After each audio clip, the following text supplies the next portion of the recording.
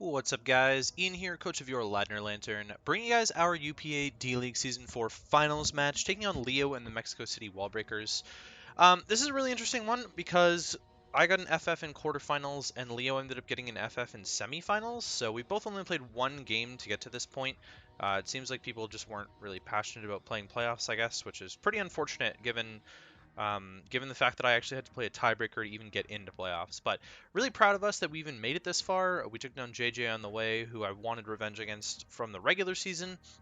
And now we play Leo, who I barely beat in week 6, just based on some crucial hacks. You'll notice he's got some changes to the team here. He didn't actually change his team at all, but he adjusted the Pokemon that were on his team from last time. So, he could have brought the Mega Alakazam, Z-Zeraora, Superior, which he left on the bench, Nidoqueen, Klefki, which he left on the bench. Both of those came last time. Z-Cum-O, Blastoise, Mandibuzz, Moltres, Lycanroc Dusk, Musharna, and Z-Wigglytuff. Only things I weren't expecting were the Musharna and Wigglytuff. It turns out he actually built for Ishan, so that's a little bit of a yikes. He wasn't following playoffs correctly, I guess, and prepped for the wrong person. So, pretty unfortunate that that happens in a finals match, but he brought the threats that I was expecting to see. Yeah, there's not really much more that I can say than that. This Lycanroc Dusk is going to be a gigantic problem, whether or not he prepped for me or not. The Mandibuzz is still an issue, which is why I have the Heliolisk, which was my main way of taking down flying types for Mega Swampert all season. Yeah, I don't know. Offensive Necrozma does not look that good, but I'm definitely happy that I put Power Gem over Heat Wave, considering there's no Klefki. And that's pretty much it. If you want to see the team, please check out the team builder. It's a really short one. Like 4 of the sets are the same from week 6, and then I just adjusted a couple sets here. Talked a little bit about the matchup, but getting into things here, I'm just going to lead off with my Mega Swampert. It makes the most sense against this team. I can kind of do whatever I want against anything. I just like Toxic the Blastoise and the Mandibuzz. I Earthquake the Nidoqueen, Zeraora, Zam, and Lycanroc. So I'm just going to lead with a Mega Pert.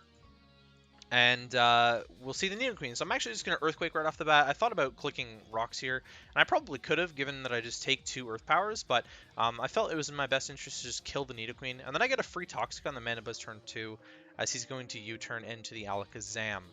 So, on that play, he's going to double into the Mandibuzz on my Scissor. I decide, instead of clicking U-turn here, I'm just going to go into my Heliolisk.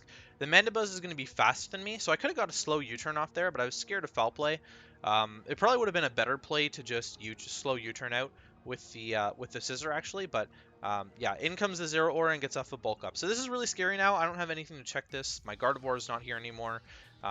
So yeah, this is really bad. I'm also offensive Necrozma, so I'm just going to get absolutely bopped by Gigavolt Havoc here.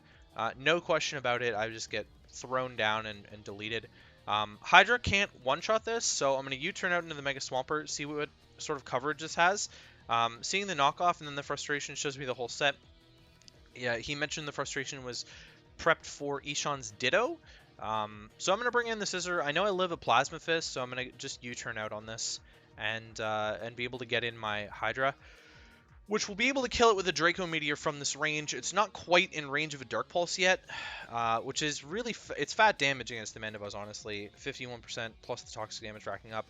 I thought it might have been a roll. It turns out it wasn't even close to a roll with the Draco there. And what I should have done was just get out of there, get momentum into my Heliolisk or something, which could have clicked. I don't know what I could have clicked. Maybe Bulldoze or something. His Lycanroc is going to be faster than my Heliolisk. I was speed creeping like Moltres or something, so not very surprising. This Blastoise looks to be like Assault Vest based on the damage that it's taking. And we're just going to play a game of cat and mouse here where he's going to be able to get the offensive momentum. I figure now he's not going to click Plasma Fist and he would knock off, so I can get this thing in range of a Dark Pulse, but he's going to go into the Mandibuzz now. Presumably just sacking off the Mandibuzz, to be honest, but I make a poor play in Dark Pulse instead of Draco. I was trying to hold on to Draco Meteors in case I needed them later, but Dark Pulse was like objectively the better play there. And then I'm going to knock off the Rocky Helmet as he's going to be able to U-turn out into the Lycanroc here, which is quite the big problem. I'm going to end up going to my Scissor here on the Accelerock. I know that Accelerock is coming, and we're put in a position where Hydra is in a position to click Draco again. This Blastoise is obviously going to take the hits really well, but I'm trying to put myself in a position to just clean with Dark Pulse here. And that damage should be able to do it-ish. I'm actually really shocked by the rolls there. So if we go back, this one did 27, and the first one against the Blastoise did 31. So looks like I sort of like either mid to low rolled or high to mid rolled there. And then this is actually a really crucial turn. So let's go back to this one. So I'm gonna double into my Torn, or double into the Torn on the Lycanroc play again, and then U-turn out over clicking Hurricane or Knockoff or whatever, as the Stonage is going to come in. So this is actually pretty crucial. I could have definitely just won this game with Dark Pulse spam. The Zeraor's in range, the Alakazam's always in range, the Lycanroc would be in range after a knockoff or whatever. The Mandibuzz potentially doesn't take 2, but it definitely does not appreciate taking all that toxic damage. And the Blastoise can potentially take 2, but not if I get a flinch. So that was kind of my winning condition at this stage of the game. I've been playing very poorly all game. My win condition is definitely just to like Dark Pulse spam this thing to death. But instead, I'm going to U-turn instead of clicking knockoff. I should have just stayed in, either hoped for a Stonage miss or whatever, but I was kind of predicting a Cell Rock there. And then I'm just going to drop to the Accel Rock plus 2 Accel Rocks here. And I'm going to miss the Hurricane, which was it would have killed the Lycanroc from this range, but it didn't really matter because I would have just dropped a Zeraora afterwards. So I'm going to get absolutely throttled in finals here from a team that wasn't even built for me. I think that actually didn't help like at all. It definitely helped him more than me because he ended up bringing threats that would have been good against Ishan that were also really good against me that he may have overlooked in prep against my team. Because he very obviously did not prep for rain with this build. It's clearly not prepped for rain at all. The Zeraora has nothing to hit the Swampert. There's no Grass Knot on there at all. The Mandibuzz being Rocky Helmet could have been for something else. The Blastoise being Assault Vest looks like it's probably not prepped for rain. In my opinion, I don't think AV Blastoise is generally the play against my team. Nidoqueen even being here is a little bit shocking. I thought that Nidoqueen was probably one of the mons that wasn't going to show up, especially with my Gardevoir. So it ended up like really biting me in the ass by him prepping for the other team. So just another one of the downfalls of my season here. I'm proud that we made it to finals in the first place, but it was definitely not a very fun finals for me. I didn't feel in control of this game at all after turn 1, which is where I got my only kill of the entire game. So yeah, I'm not thrilled. I'm not thrilled about the outcome at all. I very much would have liked to win this game, but it's not going to be that way. I'm very disappointed. I lost in Hive.